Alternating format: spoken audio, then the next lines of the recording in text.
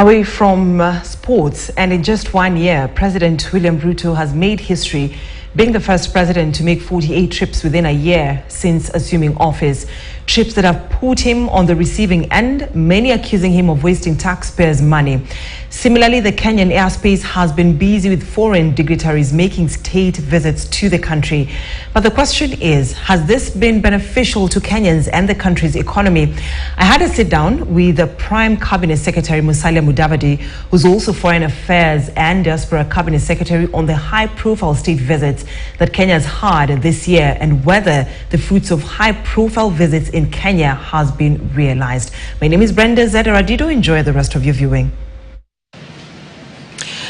So President William Ruto has made tens of trips out of the country, all with the aim of bringing what we say money and development in the country. At the same time, we've also seen State House Nairobi play a host to different heads of states from different countries. We've seen the president and these heads of state sign several bilateral trades and also diplomacy deals. But how beneficial have these deals been to Kenyans? Are we seeing the fruits of these deals? Talking to KTN News today is the Prime Cabinet Secretary, that is Musalia Mudavadi, who is also the Cabinet Secretary for Foreign Affairs and Diaspora. Thank you for joining us on KTN News. Yeah, thank you, Zeda. We have seen the president make several trips abroad. How beneficial have these trips been to Kenyans? Well, I'm happy that this conversation is taking place because it just shows that the president has ignited or given a new impetus to Kenya's diplomatic footprint. So this conversation becomes interesting that people are now talking about Kenya's diplomatic rejuvenation and so forth. I think it's a very good thing. Now, there are things that hallmarks that I may just want to point out. For instance, in a space of 1 year, because of this positive feeling about Kenya, we have had about more than 30 either heads of state or heads of government coming into Kenya within a 12-month period. You know, that is unprecedented. Now, you're talking about a visit from the king, the first in a Commonwealth country since he took over, King Charles III, and the Queen. You're talking of the Prime Minister of Japan, Prime Minister of Singapore. You're talking of the President of Italy. You're talking of Joe Biden? No, Joe Biden did not come. Joe Biden? No. Jill? Jill, yes, yeah, Jill. Jill. Then we're also talking of so many other African heads of state, and this is outside the Africa Climate Summit. Okay, so these high-level visits from all over the globe indicate that Kenya is definitely sending a very strong message on the diplomatic scene. And that is significant. So what are some of the short-term benefits and long-term benefits that Kenyans need to see or need to expect? A program of this nature is that we are building very critical partnerships. And we are investing systematically so that down the line, there can be more benefits. And let me give you one classic example, which in my view, people may not appreciate, but it is so significant. Kenya has just signed the Economic Partnership Agreement with the European Union. All right? This is something that has been in the works for 12 years. Because in the region, there are all sorts of issues that were delaying the execution of this program. Then it took another 2 years of Kenya's negotiation, and then accelerated and concluded by President Ruto. This is giving Kenya access on a duty-free basis, Kenyan goods, on a duty-free basis, to 27 nations in Europe. Duty-free, quota-free. That means if we can produce and we can export, as long as we have met the standards, it's unlimited. All right. Then it is access without duty. Now, that is a serious legacy, extremely serious, to the farmer, to the producer, to the manufacturer in this country. Now, people are underestimating what this means. But this trip, this diplomatic onslaught of the President of Kenya has opened up a huge market. But have the farmers been informed about this deal? They will be. It is gradual. It has been executed. You are there, at least through the screen, your media houses. You were able to see that it was signed just a few days ago. Now, it is our duty, you and I, us as the executive, you as the people who disseminate information to people, we now have to tell our people there's a new opportunity. All right. And there's going to be a huge multiplier effect in terms of jobs, in terms of revenue flows, in terms of foreign exchange coming into the country. This is a serious, serious development. All right. And then, you know, there seems to be a deliberate attempt by the country to woo the West.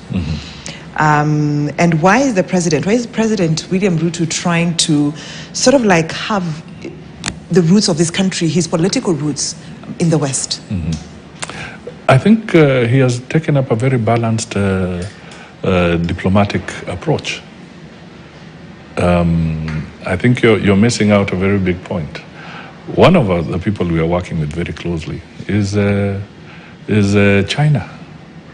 The president has just been out there as one of the key participants in the Belt and Road Initiative, which has been spearheaded by the president of China, Xi. Now, the president has invited the Prime Minister of Japan. He was here. The Prime Minister of Singapore was here. So if you look at it in the context of the West, what are we talking about? We have just been to India, where there was a state visit by President Ruto. And in that initiative, the India Exim Bank has decided that it's going to make Nairobi its regional headquarters. And they have increased their line of credit to our business people, and between the two countries from $1 million US to $250 million US. Now, is that the West? So he's maintaining good relations with everybody. Equally, he's made a breakthrough with the European Union. Even if you just to look at it openly, the European Union with 27 countries, it's a major trading bloc that we cannot afford to ignore. And if you are to look at the United States and what has been achieved, we have maintained strong ties so that we can access the trade opportunities between us and the United States. Right. Including extending the AGOA arrangement. And then now, we are a very big exporter to the United States. Right. In fact, the trade numbers are in our favor in that context. Right? So it has been a balanced approach It is not anything. You're not just looking to the West alone. No. Kenya is spreading its wings. It's been holistic. All right. Yes. So now you got into the Ministry of Foreign Affairs and Diaspora. Why were you not given any other ministry? Why this ministry? And when you walked here, what did you find and what is your plan for this ministry?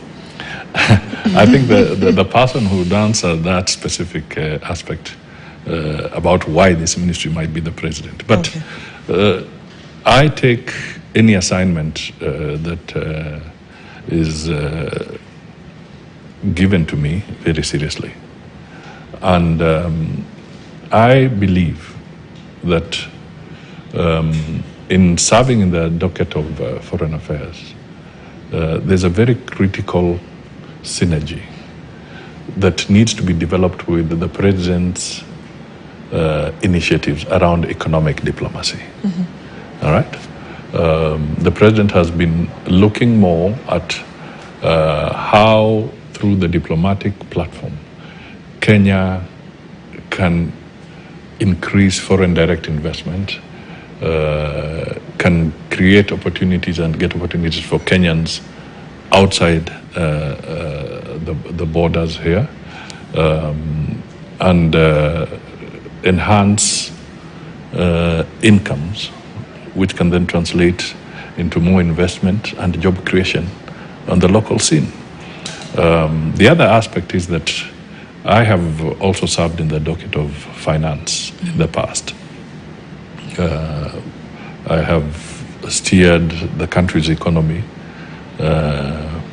over a period of 5 years, and therefore the synergy between my role here and the role of my counterpart in Treasury and the role of the President in matters around the economic diplomacy then becomes critical. I think you just answered my question, because I'd asked you, like, why this ministry? Like, the president is the one who can answer that. But based on what you're saying, that might have been a reason. It might be having this reason. I'm giving you my version. Okay. But that's why I said he also has his version. His version. Okay. Right. So what is your plan? Like, when you walked here, what did you find done, what was not done, and what is your plan for this ministry? I think one of the things that I need to put on record is that I like looking at things positively, and we should never underestimate our brothers and sisters who were in this ministry before I came in. To be honest, Kenya has got a very resourceful cadre of diplomats, well-trained diplomats, and as I engage with them more, you tend to come across very resourceful individuals in terms of negotiations of trade deals, in terms of negotiation around treaties, understanding the geopolitics, and so forth. It's a reservoir of very, very knowledgeable people. Now, not everything has been done, but I want to acknowledge that they have done a good job, and we have to build on that effort. We have to motivate them. We have to encourage them to move even more. But I can tell you that we want to be more aggressive around the issues around the economic engagements and gaining more opportunities for the Kenyan people. We want to make this a multilateral center hub. When I talk of multilateralism, I'm talking about to make sure that the footprint around the UN becomes even bigger. Kenya is beginning to attract a lot of, as we speak now, UNICEF, out of about 6 regions globally, they have decided that Nairobi should also be another global, one of their global headquarter hubs here in Nairobi. So clearly, the footprint is becoming bigger. All right. I've given you the example of the Exim Bank of India. IFC's regional office is here. The World Bank regional office is here. Which is a plus for the country. The IMF regional office is here. So this is becoming a multilateral right. hub. And these are the kind of things that we need to draw and to get our Kenyans to understand that diplomacy can become a major economic driver. And it's good you're saying that diplomacy can become a major economic driver for the country and for the benefits of Kenyans. But then the Kenya Kwanza government, which you're in, has been criticized for the way it has been handling foreign diplomacy. And I'm talking about the recent statement by Transport Cabinet Secretary, your colleague Kipchumba Murkomen. Let me not go into M23 because I'll be coming to that later. And the questions about how they've been handling foreign diplomacy. So my question would be, do you have any policy on who within the government should actually talk on matters foreign policy? It's very clear that I become the spokesman. Other than the president, it is my responsibility to talk on matters of on foreign policy, and that is really the space. That does not mean that my colleagues cannot comment on issues, and all I can say is that sometimes there could be challenges, but we are clear, and I have communicated to my colleagues that it is important that when commenting on matters of diplomacy and our relations with our partners, we should be very conscious of what we say, how we say it, so that it cannot be misconstrued to mean that there's a problem with any of the countries. We have very positive and robust engagements with all our neighbors, all of them, within the East African community and beyond. And therefore, all I can say is that we look forward to stronger ties. But do you think there is need for sort of like training senior government officials on how to handle things that have to do with foreign policy and the sort of comments that they make and when to make the comments? I think, as I have said, that what is important is that for us to be cautious and to know that these are sensitive areas, it's sensitive space, and therefore how we address issues, we need to be cautious. And particularly when you're making some comparisons or comparative analysis, these are issues that we need to be conscious about. And I'm sure that these are reasonable people, and you'll see a difference. So at the same time, are you concerned about what your bosses, how your bosses actually, that is President William Ruto and Deputy President Rigathi Gachagua, have been marketing the country? Because some of the statements that they've been making has made Kenyans question whether they do understand the tourism sector of this country, like the bathing lions the swimming lions of Lamu and the bathing lions of Taita Taveta. You know, the Deputy President the other day, when he was out of the country, said, you know, we have tigers here in the country, and it made Kenyans to question, like, when you're marketing the country, how should the two market the country? Are you concerned about some of the statements they make outside there? I think they're doing a good job.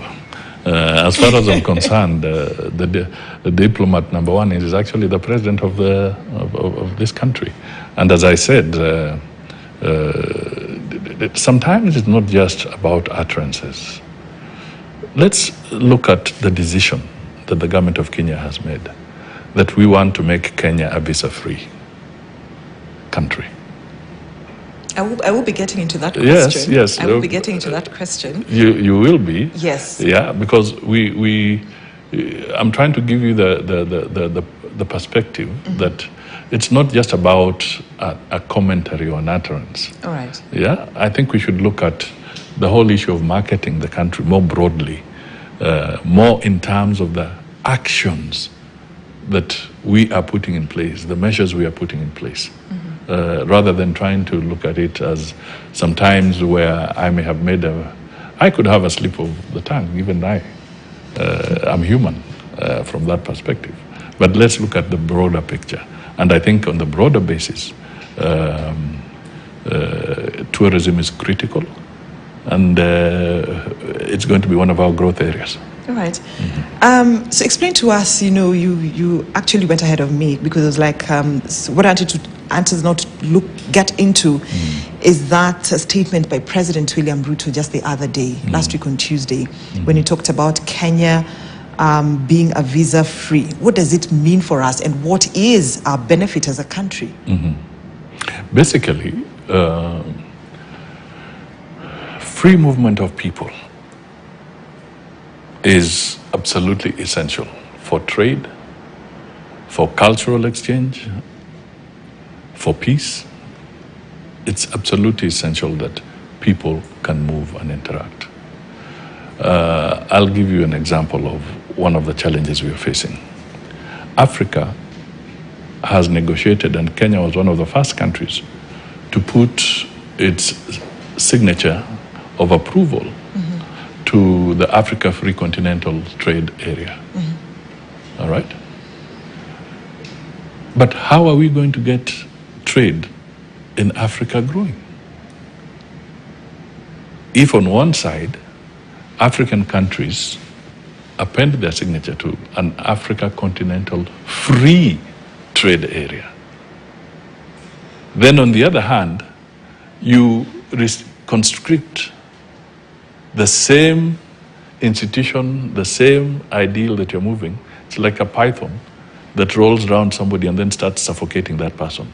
Right. Because we are making it difficult for Kenyans and other Africans to interact and communicate with each other. So it is absolutely essential to look at the removal of the visas in that context. And it is not new to people. Already within the East African community, you can move from one country to the other without a visa. In some African countries, like the other day we opened up now with South Africa, you can also move without the visas. So we are saying, let's broaden this, not just to a few countries. Let us open up to other countries. All right. Yeah. So allow me to take a short break here on the KTN News. Okay. But when we come back, we shall still be talking about that statement by the president concerning Kenya being a visa-free country. Do we expect our neighbors to do the same for us, especially countries in the West? And how is it going to affect our revenue collection when it comes to visa applications? All that after the short break I'm taking right now here on KTN News.